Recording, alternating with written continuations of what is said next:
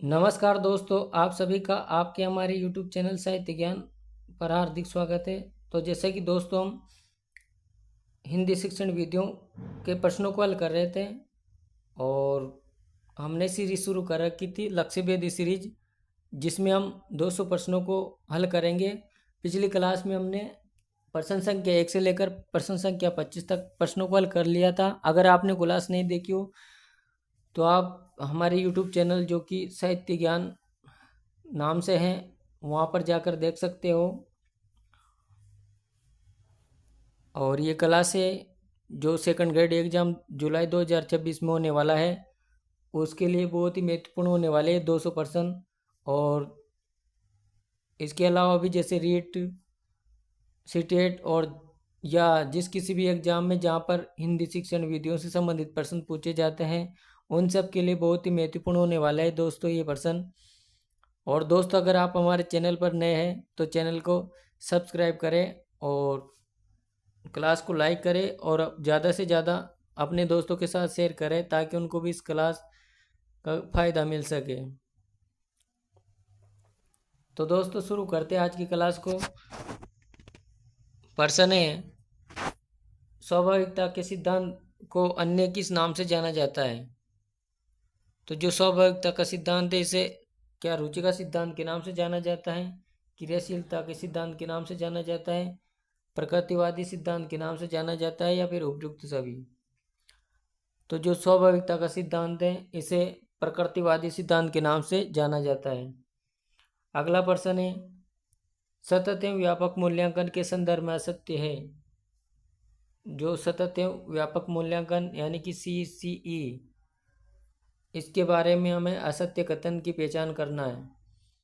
क्या सतत एवं व्यापक मूल्यांकन अनवरत प्रक्रिया है? बिल्कुल सही है। सतत एवं व्यापक मूल्यांकन व्यापक प्रक्रिया है, उद्देश्यनिष्ठ प्रक्रिया है।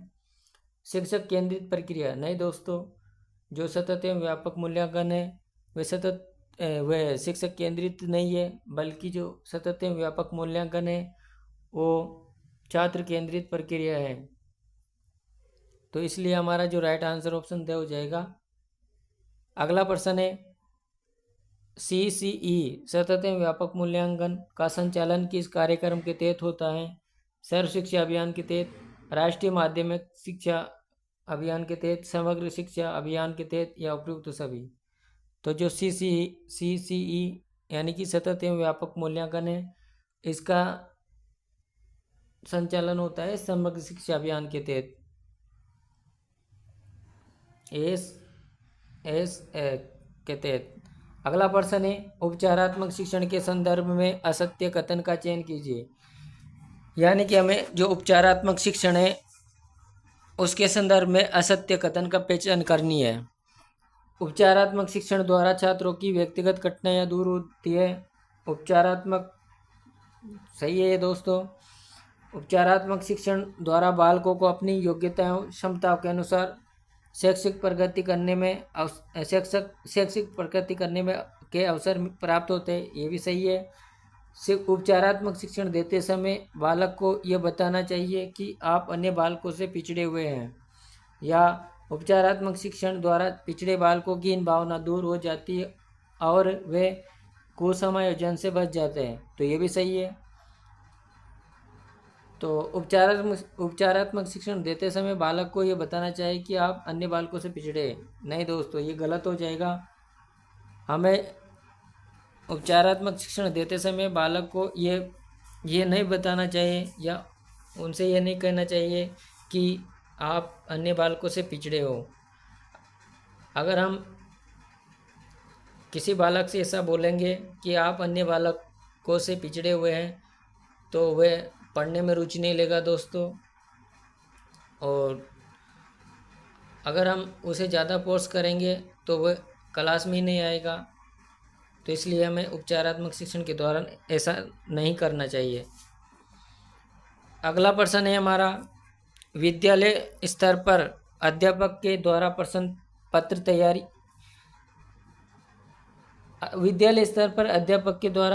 पत्र तैयारी करना और उसी के आधार पर छात्रों का मूल्यांकन करना कहलाता है प्रमाणीकृत या मानकीकृत परीक्षण, अप्रमापी अप्रमापीकृत या फिर अमानकीकृत परीक्षण, व दोनों या इनमें से कोई नहीं। तो जो विद्यालय स्तर पर अध्यापक के द्वारा प्रश्न पत्र तैयार किए जाते हैं वो अप्रमापीकृत या अमानकीकृत होते हैं, और जो बोर्ड द्वारा प्रश्न पत्र तैयार किए जाते हैं वो होते हैं प्रमाणीकृत या मानकीकृत। तो इसका राइट आंसर ऑप्शन पे हो जाएगा अप्रमापीकृत या मानकीकृत। नेक्स्ट प्रश्न है, भाषा की विशेषताओं के संदर्भ में सत्य कथन का चयन कीजिए।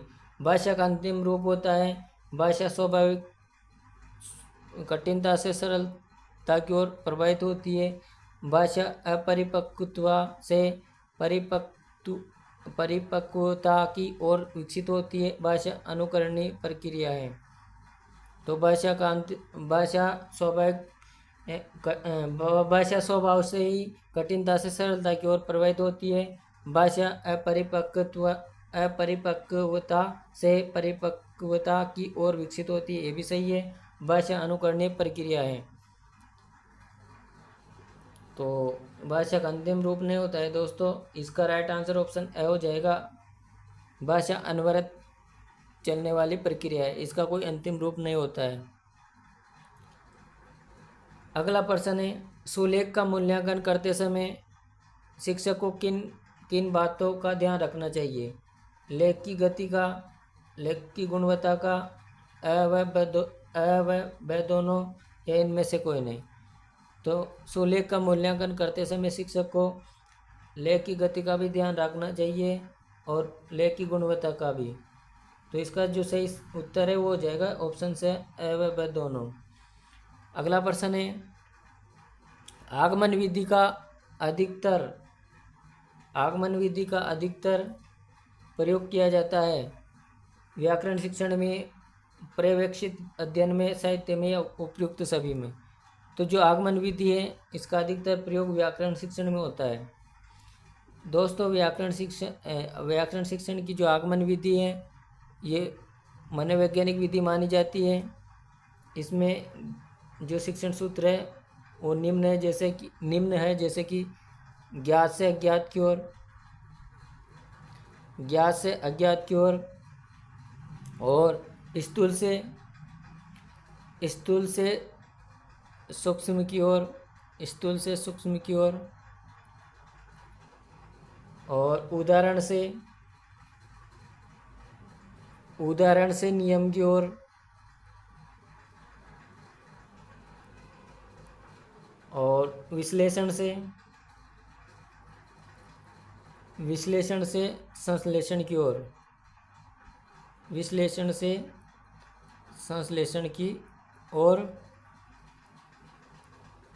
विशेष से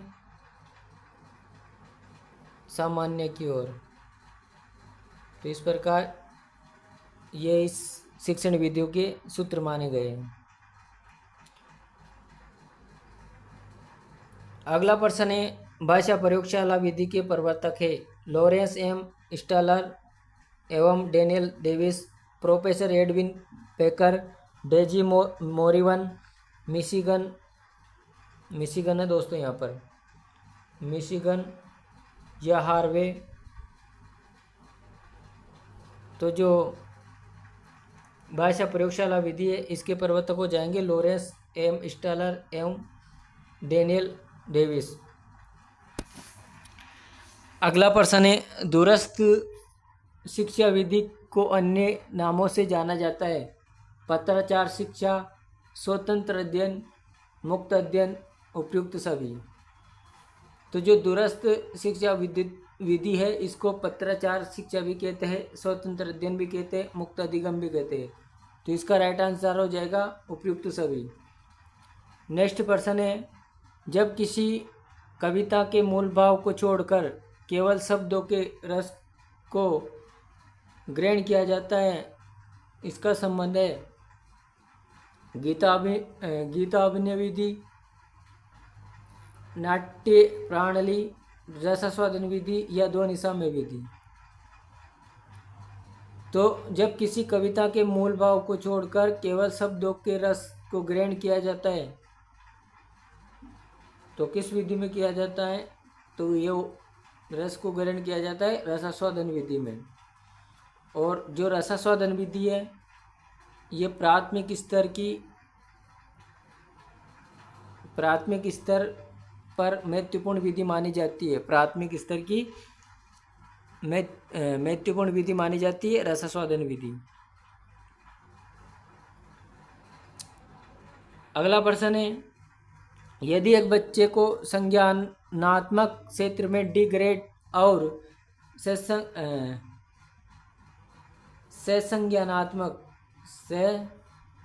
संज्ञानात्मक क्षेत्र में बी ग्रेड मिला है तो उसका समेकित ग्रेड होगा?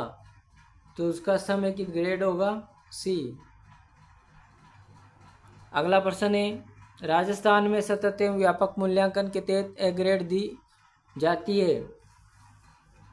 शिक्षक की विशेष सहायता से कार्य कर पाना या आरंभिक स्तर की समझ या दक्षता होना। शिक्षक की सहायता से कार्य कर पाना या आरंभिक स्तर की समझ एवं दक्षता होना।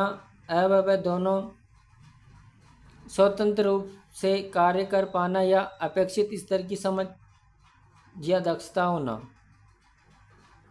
तो जो राजस्थान में सतत एवं व्यापक मूल्यांकन है उसके तहत ए ग्रेड दी जाती है कि जब स्वतंत्र रूप से कोई विद्यार्थी कार्य कर पाता है और उसके प्रति अपेक्षित स्तर की समझ या दक्षता विकसित कर पाता है तब उसे ए ग्रेड दिया जाता है। ऑप्शन नंबर द इसका राइट आंसर हो जाएगा। अगला प्रश्न है, बालकों की सीखने संबंधित कठिनाइयों का पता लगाने एवं उनको दूर करते हुए समुचित शिक्षण प्रक्रिया अपनाने के संबंध में सही कथन का चयन कीजिए। उपचारात्मक शिक्षण करते हुए उपलब्धि परीक्षण करना, निदानात्मक परीक्षण करते हुए उपचारात्मक शिक्षण करना, उपचारात्मक शिक्षण करते हुए निदानात्मक परीक्षण करना, निदानात्मक परीक्षण करते हुए उपलब्धि परीक्षण करना। तो जब हम बालकों की सीखने संबंधित कठिनाइयों का पता लगाएंगे और उनको दूर करते हुए शिक्षण प्रक्रिया को अपनाएंगे तो कौन से तरीके अपनाएंगे हम? तो हम तरीका अपनाएंगे, पहले तो कठिनाइयों का पता लगाएंगे तो निदानात्मक परीक्षण करेंगे उनका बालकों का। और अब पता लगा लिया, अब हमने निदानात्मक परीक्षण कर लिया, अब उनको दूर करेंगे। तो उनको दूर करते हुए समुचित शिक्षण प्रक्रिया अपनाएंगे तो उपचारात्मक शिक्षण करेंगे। तो इसका सही आंसर ब हो जाएगा, निदानात्मक परीक्षण करते हुए उपचारात्मक शिक्षण करना। अगला प्रश्न है, उपलब्धि परीक्षण का कौन सा सोपान उपयुक्त नहीं है? शैक्षिक उद्देश्यों का निर्धारण, नीलपत्र के आधार पर प्रश्न पत्र का निर्माण, पाठ योजना के आधार पर प्रश्न पत्र का निर्माण, योजना का निर्माण, क्रियान्वयन, परीक्षण। तो उपलब्धि परीक्षण में हम शैक्षिक उद्देश्यों का निर्धारण भी करते हैं, नीलपत्र के आधार पर प्रश्न पत्र का निर्माण भी करते हैं, पाठ योजना का निर्माण, क्रियान्वयन एवं परीक्षण भी करते हैं। लेकिन इसमें पाठ योजनाओं के आधार पर प्रश्न पत्र का निर्माण नहीं करते हैं। क्यों? क्योंकि इसमें नीलपत्र के आधार पर प्रश्न पत्र का निर्माण करते हैं, पाठ योजना के आधार पर नहीं। तो इसका सही आंसर ऑप्शन से हो जाएगा। अगला प्रश्न है, निम्नलिखित में से कौन सा गुण निबंधात्मक परीक्षाओं में नहीं पाया जाता है? इन प्रश्नों की रचना बड़ी सरल है, इन प्रश्नों के माध्यम से लेखन गति का विकास होता है, इन प्रश्नों के माध्यम से विचारों को प्रकट करने की स्वतंत्रता होती है, इन प्रश्नों में व्यापकता पाई जाती है। तो दोस्तों इन प्रश्नों की रचना बड़ी सरल होती है, ये सही है। इन प्रश्नों के माध्यम से लेखन शक्ति का विकास होता है, सही है ये भी। इन प्रश्नों के माध्यम से विचारों को प्रकट करने की स्वतंत्रता होती है, ये भी सही है। इन प्रश्नों में व्यापकता पाई जाती है, नहीं दोस्तों, इन प्रश्नों में व्यापकता नहीं पाई जाती है। तो ये हमारा राइट आंसर हो जाएगा इस प्रश्न का, ऑप्शन द। अगला प्रश्न है, निम्नलिखित में से भाषा प्रयोगशाला का अंग नहीं है? श्रवण कक्ष, परामर्शदाता कक्ष, निरीक्षण कक्ष, दूरदर्शन प्रकोष्ठ। तो भाषा प्रयोगशाला के जो अंग है वो श्रवण कक्ष भी है, परामर्शदाता कक्ष भी है, निरीक्षण कक्ष भी है। दूरदर्शन प्रकोष्ठ ये भाषा प्रयोगशाला का अंग नहीं है। अगला प्रश्न है, दृश्य सर्वे के प्रयोग के संबंध में निम्न में से कौन सा आधार सर्वाधिक महत्वपूर्ण है? विद्यार्थियों का संबंधित ज्ञान से साक्षात्कार, आकर्षक एवं रुचिपूर्ण प्रस्तुतिकरण, कम समय में ज़्यादा ज्ञान, अध्यापक को ज्ञान स्पष्ट करने में सहायक। इस प्रश्न का जो राइट आंसर ऑप्शन नंबर कौन सा होगा? इसका आंसर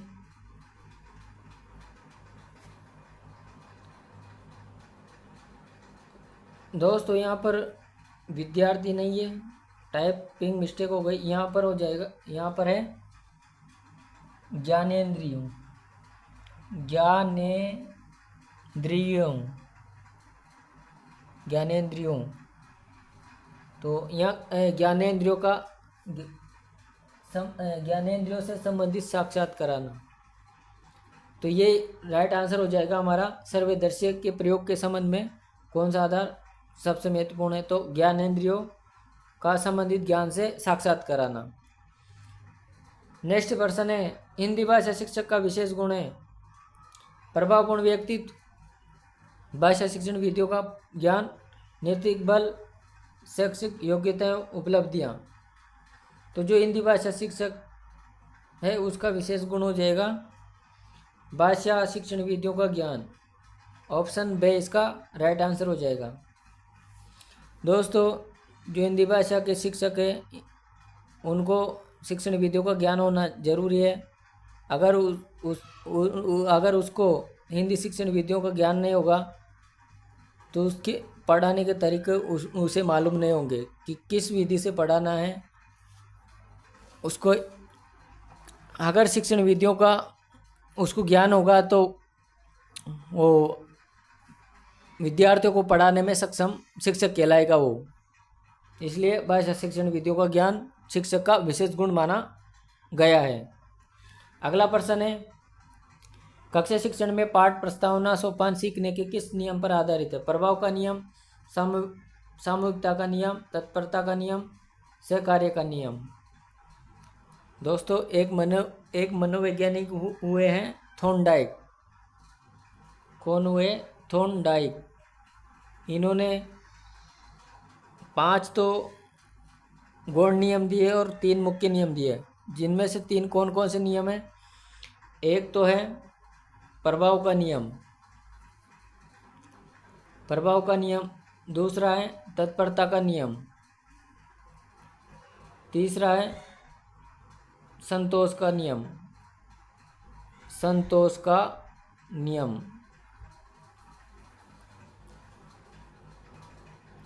तो जो पाठ प्रस्तावना सोपान है इसे सीखने के लिए किस नियम पर आधारित है? तो ये आधारित है थॉर्नडाइक के तत्परता के नियम पर। अगला प्रश्न है, कक्षा शिक्षण में शिक्षक द्वारा चिड़िया उड़ जैसे खेल से छात्रों में किस कौशल का विकास होगा? श्रवण कौशल का, पठन कौशल का, संभाषण कौशल का या लेखन कौशल का? तो श्रवण कौशल का विकास होगा। ऑप्शन ए इसका राइट आंसर हो जाएगा। कक्षा शिक्षण में शिक्षक द्वारा चिड़िया उड़ जैसे खेलों से छात्रों में श्रवण कौशल का विकास होगा। अगला प्रश्न है, कविता शिक्षण में निम्न में से किस पाठ में ध्वन्यात्मकता पर बल दिया जाता है? कौशल पाठ, रस पाठ, बोध पाठ, उपयोजन पाठ। तो जो कविता शिक्षण है इनमें से रस पाठ पर अधिक ध्यान दिया जाता है या बल दिया जाता है। अगला प्रश्न है, प्राथमिक स्तर पर व्याकरण शिक्षण की उपयुक्त विधि है? आगमन, निगमन, सूत्र विधि, व्याख्या विधि। व्याख्या विधि दोस्तों ये उच्च माध्यमिक या उच्च स्तर की कक्षाओं के लिए महत्वपूर्ण मानी जाती है। व्याख्या विधि में शिक्षक केंद्रित होता है दोस्तों, शिक्षक केंद्र में होता है।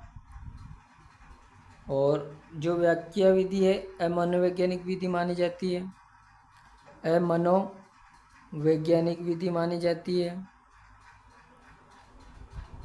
सूत्र विधि ये भी अमनोवैज्ञानिक मानी जाती है दोस्तों।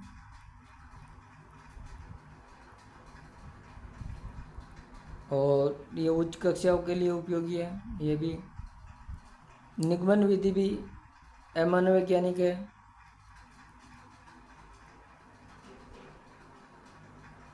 निगमन विधि भी अमनोवैज्ञानिक मानी जाती है। और ये भी उच्च माध्यमिक या उच्च कक्षाओं के लिए उपयोगी है।